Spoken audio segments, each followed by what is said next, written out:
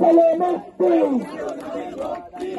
দাবি ভক্তি, পেটে চলে মুক্তি, দিয়েছি তো রক্ত, রক্তের বন্যায়, ঢাকা না বাংলাদেশ, স্বাধীনবাদ বাংলাদেশ মুক্তি পাক, লড়াই লড়াই লড়াই চাই, ঢাকা না বাংলাদেশ, ঢাকা না রাজশাহী, ভাবি না চলন চলে, ভাবি না রাবি, ভাবি না বেরোবে, ভাবি না পাইবে, ভাবি না মাদ্রাসা, ঢাকা না বাংলাদেশ, পেটে চলে মুক্তি।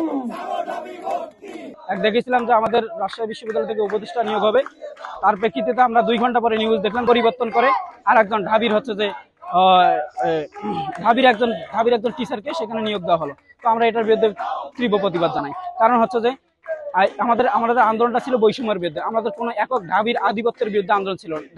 ঢাবি যদি একাই সব করতো তাহলে তো আর এতগুলো মানুষ মারা যেত না। ঢাবির কয়জন মারা গেছে আমরা জানতে চাই। কিন্তু অন্যান্য বিশ্ববিদ্যালয়, প্রাইভেট থেকে শুরু করে ন্যাশনাল বিশ্ববিদ্যালয়, স্কুল, কলেজ সহ এবং চাষা ভুষা রিক্সা চালক সবাই মারা গেছে, কিন্তু ঢাবির কয়জন মারা গেছে আমরা জানতে চাই। এবং ঢাবির সমন্বয়করা কয়জন হচ্ছে যে এই আন্দোলনে আহত হয়েছে সেটা আমরা জানতে চাই। তো আছে আমাদের বিশ্ববিদ্যালয় থেকেও 2 জন হচ্ছে যে নিহত হয়েছে, আমরা এটা জানি। তো প্রত্যেকটা বিশ্ববিদ্যালয় থেকে কম বেশি নিহত হয়েছে। তো আমরা চাই যে এরকম একটা বাংলাদেশ, ডিসেন্ট্রালাইজ বাংলাদেশ, সেখানে সবার সমান অধিকার থাকবে এবং সবাই সমান নেতৃত্ব পাবে। যেখানে রাবি যেমন নেতৃত্ব পাবে, ঢাবিও তেমন নেতৃত্ব পাবে, ন্যাশনাল এবং 7 কলেজ সহ প্রাইভেট বিশ্ববিদ্যালয় এবং ন্যাশনাল বিশ্ববিদ্যালয় সহ, বেগম রোকেয়া প্রান্তিক বিশ্ববিদ্যালয় এবং হাজীদানের সহ সিলেট বিশ্ববিদ্যালয়, খুলনা বিশ্ববিদ্যালয় সবাই যাতে সমান নেতৃত্ব থাকে। কিন্তু আমরা দেখলাম যে এই যে জাতীয় নাগরিক পার্টি করে তারা হচ্ছে যে ঢাবি কেন্দ্রিক পার্টি করে একটা হচ্ছে আত্মপ্রকাশ করলো। তো আমরা এই আত্মপ্রকাশ করলো, আমরা চেয়েছিলাম যে বৈষম্যের বিরুদ্ধে লড়াই করে একটা বৈষম্যহীন দেশ গড়তে, কিন্তু প্রথমেই তারা যে পার্টিটা গঠন করছে সেখানেই বৈষম্য। তো আমরা তো এই বৈষম্যের বিরুদ্ধে লড়াই করি, আমরা তো আর একটা নতুন ফ্যাসিবাদ দেখার জন্য আমরা হচ্ছে যে লড়াই করিনি। যে ডিসেন্ট্রালাইজ বাংলাদেশ একদিনে গড়ে তোলা সম্ভব, তবু আজকে আমরা আমাদের আজকের কর্মসূচি থেকে কিছু ইনিশিয়েটিভ দেখতে চাই এবং কিছু আশ্বাস পেতে চাই। এবং পরবর্তী সময়ে যখনই আমরা দেখব কোন নির্দিষ্ট গোষ্ঠীর হাতে ক্ষমতা কেন্দ্রীভূত হচ্ছে এবং একীভূত হচ্ছে, তখনই আমরা ডিসেন্ট্রালাইজ বাংলাদেশ গড়ার লক্ষ্যে দাঁড়িয়ে যাব। আজকে আমাদের দাবি হচ্ছে রাষ্ট্রের যে প্রতিষ্ঠানগুলো রয়েছে, সংস্কার কমিশন থেকে শুরু করে ইউজিসি, পিএসসিতে পুনর্গঠন করতে হবে এবং সেখানে রাষ্ট্রের প্রতিটি স্টেক স্বায়ত্তশাসিত বিশ্ববিদ্যালয়গুলো সহ বেশিরভাগ বিশ্ববিদ্যালয়কে সেখানে অংশীদার রাখতে হবে এবং প্রত্যেকের অধিকার নিশ্চিত করতে হবে। কোনো সিন্ডিকেটের হাতে বাংলাদেশ ঢাবি সিন্ডিকেট ভাঙতে যাচ্ছি, কারণ ঢাবি হচ্ছে নির্দিষ্টভাবে নিজেকে তৈরি করতে যাচ্ছে। কারণ এই 17 জন উপদেষ্টা সব ঢাবির মধ্যে আছে এবং হচ্ছে যে আমাদের রাজশাহী বিশ্ববিদ্যালয়ের একজন শিক্ষক উপদেষ্টা হওয়ার জন্য যোগ্য ছিল এবং তাদের নামও ঘোষণা করা হয়েছিল, কিন্তু শেষ পর্যায়ে তাকে বাদ দিয়ে ঢাবির একজন উপদেষ্টা তৈরি করা হয়েছে।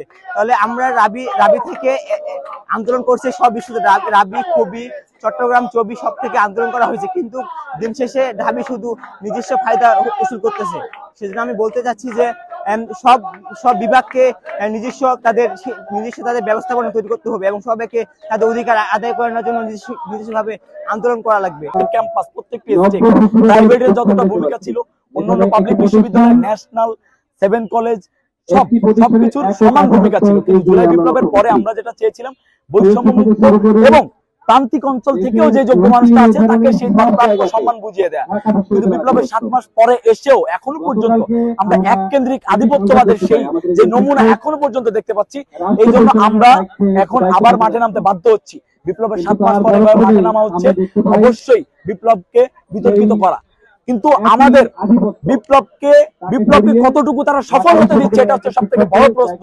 ঢাকা বিশ্ববিদ্যালয় গম এবং ঢাকা কেন্দ্রিক যে তাদের বিভিন্ন সংস্কার কমিশন গঠিত হয়েছে, উপদেষ্টা মন্ডলী, বিভিন্ন বিশ্ববিদ্যালয়, ভিসি, প্রভিসি, প্রশাসন নিয়োগ হচ্ছে, সবকিছু ঢাকা বিশ্ববিদ্যালয় কেন্দ্রিক। কারণ ঢাকা বিশ্ববিদ্যালয় ছাড়া অন্য কোনো জায়গায় কি যোগ্য কোনো স্টেক নিয়োগ নিতে পারে না বা যোগ্য কোনো মানুষ কি নাই? অবশ্যই ডিসেন্ট্রালাইজ বাংলাদেশ গঠন করতে হবে। প্রান্তিক অঞ্চল থেকে পাহাড় হোক বা সমতল হোক, যেই মানুষটা যোগ্য তাকে যোগ্য স্থানে এনে তাকে সম্মানিত করতে হবে। এটা হচ্ছে আমাদের আজকে আন্দোলনের মেইন